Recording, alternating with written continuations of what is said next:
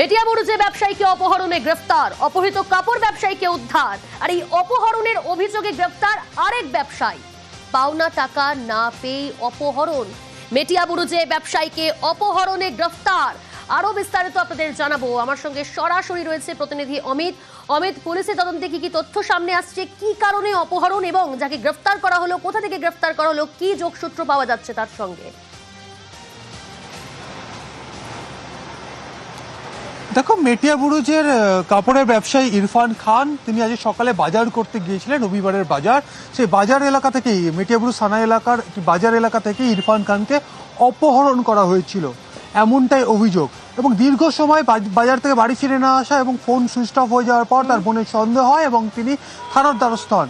থানায়, মেটিয়াবুরুজ থানায় গিয়ে যখন তিনি বলেন যে তার ভাইকে, তার দাদাকে যখন ইরফান খানকে পাওয়া যাচ্ছে না, এরপরই পুলিশ তদন্তে নেমে ঠিক সেই বাজারে যায়। বাজারে গিয়ে পৌঁছলে সলমান খান নামে ওই এলাকার, মেটিয়াবুরুজ থানা এলাকার আরও এক ব্যবসায়ীর দিকে এই অভিযোগের আঙুল উঠছে বা তারা পুলিশ তদন্ত করে জানতে পারে যে সলমান খান সকালবেলা বাজার থেকে জোর করে ইরফানকে তুলে নিয়ে গিয়েছিলেন।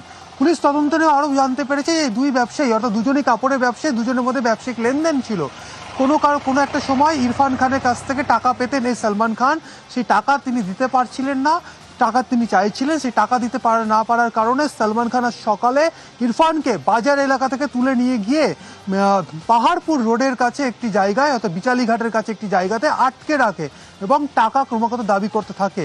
এবং তদন্তে নেমে তো পুলিশ আধিকারিকরা ঘণ্টাখানেকের মধ্যেই অ্যাডিশনাল ওসি মেটিয়াবুরুজ থানা, অন্যান্য পুলিশ অফিসাররা তারা যায়, সেখান থেকে এই ইরফানকে উদ্ধার করেন এবং একই সঙ্গে থানায় নিয়ে আসা হয় সলমানকে। জিজ্ঞাসাবাদ করার পর সলমানকে গ্রেপ্তার করা হয় এবং আজকে আলিপুর আদালতে পেশ করা হলে 14 তারিখ পর্যন্ত পুলিশ হেফাজতের নির্দেশ দিয়েছে। কারণ এই ইরফানের পরিবারের তরফে থানায় যে অভিযোগ জানানো হয়েছে তা স্পষ্ট করা হয়েছে যে এই ঘটনার নেপথ্যে সলমান নয়, সলমানের সঙ্গে আরো বেশ কয়েকজন থাকতে পারে।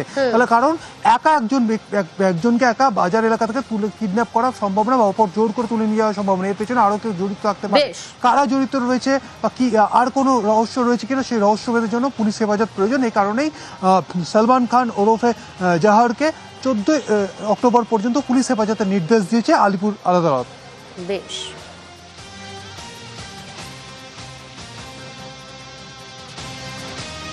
অন্যদিকে মুচিপাড়ায় সোনা চুরি করে গ্রেফতার কারিগর, গয়না বানাতে গিয়ে প্রতারিত স্বর্ণ ব্যবসায়ী। প্রায় 5 কোটি টাকার প্রতারণা কারিগরের। গত জুনে সোনার ব্যবসায়ীর সঙ্গে প্রতারণা, 2 কেজির বেশি সোনা, 95 লক্ষ টাকা মেকিং চার্জ নিয়ে চম্পট। সোনা টাকা নিয়ে চম্পট দেয় কারিগর ও তার ভাই। আগাম জামিনের আবেদনও জানায় অভিযুক্ত কারিগর। গত বৃহস্পতিবার আগাম জামিনের আর্জি খারিজ। শ্যামপুকুর এলাকায় গ্রেফতার অভিযুক্ত কারিগর। 17 অক্টোবর পর্যন্ত পুলিশ হেফাজতের নির্দেশ। ঘটনায় আগেই গ্রেফতার অভিযুক্তের ভাই।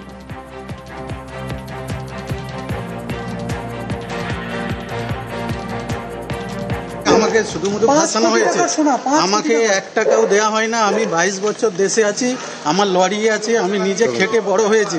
মিথ্যে ফাঁসানো হয়েছে আমাকে। সোনাগুলো কি করলেন? আমার কাছে কোনো সোনা আমাকে দেয় না। সোনা বানাতে দিয়েছিল তো আপনাকে? আমাকে কোনোভাবে বানাতে দেয় না। গত 4 অক্টোবর সোনার দোকানে ডাকাতি, খুন। বিহারের জামুরিয়া থেকেই গ্রেফতার বাবা ছেলে, অর্থাৎ বরানগরে ডাকাতি খুনে জালে আরো 2। তাহলে এখনো পর্যন্ত মোট কতজনকে গ্রেফতার করা হলো অবশ্যই জানার চেষ্টা করব। অরুণ রয়েছে আমার সঙ্গে। অরুণ, গত 4 অক্টোবরের ঘটনায় আরো 2 জন পুলিশের জালে, মোট কতজনকে এই ঘটনায় গ্রেফতার এবং এই ডাকাতির ছক ঠিক কোথায় কিভাবে কষা হয়েছিল আর কারা কারা যুক্ত রয়েছে বলে পুলিশ সূত্রে জানা যাচ্ছে? দেখো, বরানগরে সোনার দোকানে যে ডাকাতি এবং যে খুন ঘটেছিল সেই ঘটনায় পুলিশ তদন্ত নেমে প্রথমে কিন্তু 5 জনকে গ্রেফতার করে।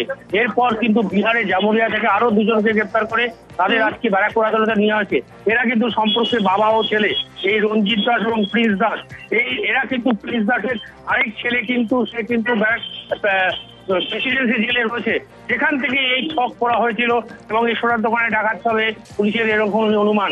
এই 2 জনকে কিন্তু পুলিশ হেফাজতে নিয়ে তাদের জিজ্ঞাসাবাদ করা হবে এবং মোট এই 7 জন কিন্তু ধরা পড়েছে। এর সঙ্গে আরো কেউ জড়িত আছে কিনা এটা কিন্তু পুলিশ খতিয়ে দেখছে। আপাতত 7 জনের গ্রেফতার করা হয়েছে, আজকে ব্যারাকপুর আদালতে ভেদ তোলা হয়েছে। বেশ।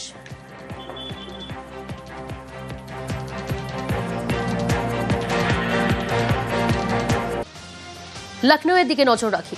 লখনৌয়ে নাবালিকাকে গণধর্ষণে অভিযুক্ত 4। লখনৌয়ের বান্দ্রায় নাবালিকাকে গণধর্ষণ, পুলিশের জালে 2 অভিযুক্ত। प्रतिनिधि ऋषभ मणि त्रिपाठी हमारे संगे टेलीफोन लाइने रहे। ऋषभ जी, घटना कब और कहां हुई थी, पुलिस के मुताबिक क्या पता है? देखिए, ये कल शनिवार को दिन में 12 से 1 बजे के बीच की घटना है, जब दलित वर्गीय नाबालिग छात्रा जो 11वीं की छात्रा है 17 वर्षीय, अपने एक परिचित के साथ कहीं जा रही थी। रास्ते में एक आम के बाग में रुक के अपने परिचित से बातचीत कर रही थी, तभी वहां पर 4 बदमाश आते हैं और इस छात्रा का जो परिचित था उसको मारपीट के भगा देते हैं और छात्रा के साथ रेप करते हैं चारों युवक। छात्रा ने अपने परिवार को जानकारी दी, जिसके बाद शाम को इस मामले में FIR दर्ज हुई है और पुलिस ने तुरंत रेड शुरू किया।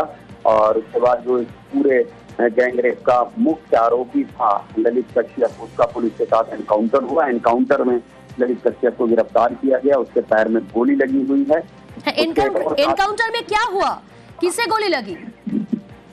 एनकाउंटर जब पुलिस ने ललित कश्यप को गिरफ्तारी के लिए घेराबंदी की है तो उसने पुलिस के ऊपर फायरिंग की है। जवाबी फायरिंग में ललित कश्यप के पैर में गोली लगी है, उसको गिरफ्तार कर लिया गया। उसके पास से कंट्री मेड पिस्टल, बाइक और कार्ट्रिज बरामद हुआ है। उसका एक और साथी मेराज, उसको रेलवे स्टेशन के पास से गिरफ्तार किया गया, जो भागने की तैयारी कर रहा था।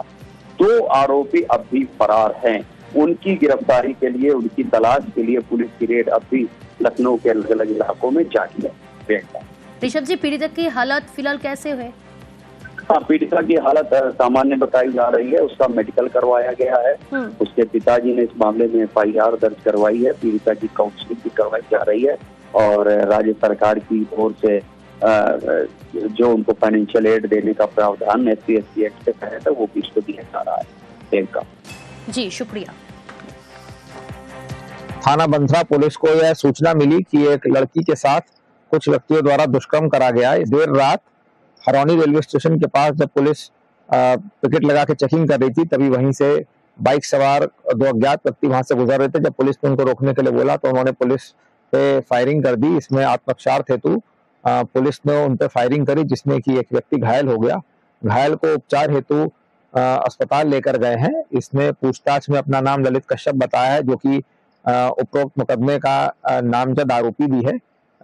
ये पहले से जुए और चोरी के मुकदमे में जेल जा चुका है। इसके पास से हमको 315 बोर का तमंचा एवं कारतूस बरामद हुए हैं।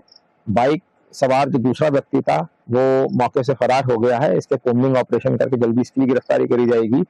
साथ ही साथ हमारी एक दूसरी टीम ने इस घटना का जो एक नामजद आरोपी था मेराज, उसको भी स्टेशन के पास से गिरफ्तार कर लिया है। अग्रिम वैधानिक कार्रवाई जारी है।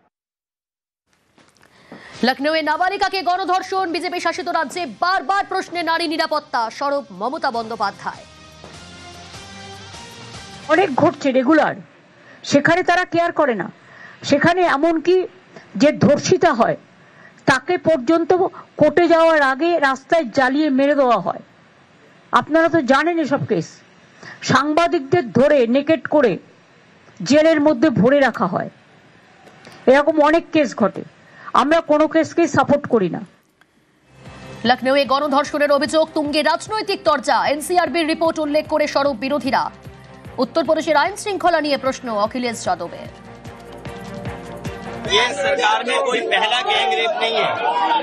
रेप के मामले में और महिलाओं के ऊपर अन्याय अत्याचार के मामले नंबर 1 हो रहे हैं। सबसे ज्यादा घटनाएं बढ़ रही हैं क्योंकि पुलिस पॉलिटिकल काम के लिए लगाई जा रही है। पुलिस को काम करने नहीं दे रही है बीजेपी के लोग। पुलिस को काम ही नहीं करने दे और इनकाउंटर सॉल्यूशन नहीं हो सकता है। ये लगातार इनकाउंटर के बहाने ये मैसेज देते हैं कि लॉ एंड ऑर्डर बेहतर है और जब भी इनकाउंटर करते हैं उसके बाद बलात्कार होती है, उसके बाद हत्या होती है। বিজেপি শাসিত উত্তরপ্রদেশে পুলিশে যোগসাজশী বারবার অপরাধ তো তৃণমূলের। গণধর্ষণের সময় পুলিশ সাক্ষী হিসেবে উপস্থিত ছিল যে এনকাউন্টার করলেন, নাকি পুলিশ ব্যবস্থাটা করে দিয়ে তারপরে যে একটা গল্প তৈরির জন্য গুলি চালালেন? এটা তো একটা অদ্ভুত ঘটনা হচ্ছে। আমার প্রশ্ন অন্য জায়গায়। এনসিআরবির রিপোর্ট অনুযায়ী উত্তরপ্রদেশে মহিলারা সব থেকে অসুরক্ষিত, সব থেকে বেশি ধর্ষণের ঘটনা উত্তরপ্রদেশে হয়। ধর্ষণকারীদের উপযুক্ত পরিস্থিতি বিধান করার জন্য পশ্চিমবঙ্গ যে ব্যবস্থা নেওয়ার যে আইন পাস করেছিল সে আইনটাকে আটকে রেখেছে বিজেপি। আর উল্টো দিকে উত্তরপ্রদেশে হলে বলে আমরা ব্যবস্থা নিই। বাংলার আইন শৃঙ্খলা নিয়ে পাল্টা কটাক্ষ পদ্ম শিবিরে। ওখানে তো এরকম হয়নি যে ধর্ষণ করতে করতে ওখানকার শাসক দলের কোন ছাত্র নেতা তিনি পুরো ধর্ষণের ঘটনা সেলফি মোডে নিজের ধর্ষণ করছেন এবং সেলফি মোডে সেটাকে ভিডিও করছেন, এটা হয়েছে নাকি? আরে বাবা, যোগী রাজ্যে যে কোনো কিছু হলে, অপরাধ হলে অপরাধীদের উপরে কিভাবে তার নির্মূল করা হয় সেটা নিয়ে এদের অনেক কুমিরের কান্না, হারে বাড়ি কেন ভেঙে দেবে, তো ভেঙে লাগবে এইসব নিয়ে এরা কথা বলবে। মানুষের এসব নিয়ে চুপিবাজিতে ভুলছে না, এটা চুপি করিয়ে রাখা যাবে না। দুর্গাপুরে ডাক্তারি পড়ুয়াকে গণধর্ষণ, দুর্গাপুরে প্রতিবাদ বিক্ষোভ বিজেপি। লকেট চট্টোপাধ্যায়ের নেতৃত্বে অবরোধ। আরো ডিটেলস জানাবে কি পরিস্থিতি তৈরি হয়েছিল আজ। অর্পণ রয়েছে টেলিফোন লাইনে। অর্পণ, দেখো, ডাক্তারি পড়ুয়ার ধর্ষণের প্রতিবাদী কিন্তু পথে নামলো বিজেপি এবং বিজেপির লকেট চ্যাটার্জির নেতৃত্বে দুর্গাপুরের 19 নম্বর জাতীয় সড়ক পিয়ালা মোড় অবরোধ করে বিক্ষোভ দেখায় রীতিমতো বিজেপির কর্মী সমর্থকেরা এবং সেখানে টায়ার জ্বালিয়ে রীতিমতো বিক্ষোভ দেখাতে থাকে। জ্যোতির্ময় সিং মাহাতো তার নেতৃত্বেও কিন্তু এই অবরোধ চলে এবং স্থানীয় এমএলএ লক্ষণ গড়ি তিনি উপস্থিত হন এবং সেখানে কিন্তু পুলিশ যারা রয়েছেন, পুলিশ আধিকারিকদের সাথে কিন্তু রীতিমতো বিজেপি কর্মী সমর্থকদের কিন্তু ধস্তাধস্তি দেখা যায় এবং বচসায় জড়িয়ে পড়ে এবং ব্যাপক উত্তেজনা সৃষ্টি হয়। এখনো পর্যন্ত চরম উত্তেজনা সৃষ্টি হয়েছে এবং বেশ কয়েকজনকে পুলিশ কিন্তু এই ঘটনায় আটক করেছে, অর্থাৎ জাতীয় সড়ক অবরোধ এই ঘটনায় কিন্তু আটক করেছে। এখনো পর্যন্ত লকেট চট্টোপাধ্যায় তিনি কিন্তু রাস্তায় বসে কিন্তু এখনো পর্যন্ত বিক্ষোভ দেখাচ্ছেন। বেশ, তালা দিতে হলো। এই যে দাদা, এদিকে আসুন, এদিকে আসুন। আপনাদের এইটুকুনি কাটতে নেই, এদিকে এসে কথাটা বলুন। একজন মহিলা ডাক্তার সেটাও আসতে পারছে না, সব কিছু ছেড়ে দিলাম আমি। এই যে আপনারা এখানে একজন আসুন, এখানে আপনারা কথা বলতে বাধ্য। আজকে যদি কোনো পেশেন্ট আসে ভেতরে ঢুকতে যায়, যখন কেউ দেখাতে চাই, কি করে ঢুকবো? পুলিশ বলছে আমরা কিছু জানি না, অথচ পুলিশ বাইরে ভেতরে বসে আছে আর সাধারণ মানুষ বাইরে। ওপরে নির্দেশে চলছে কাউকে কোনো জায়গায় ঢুকতে দেয়া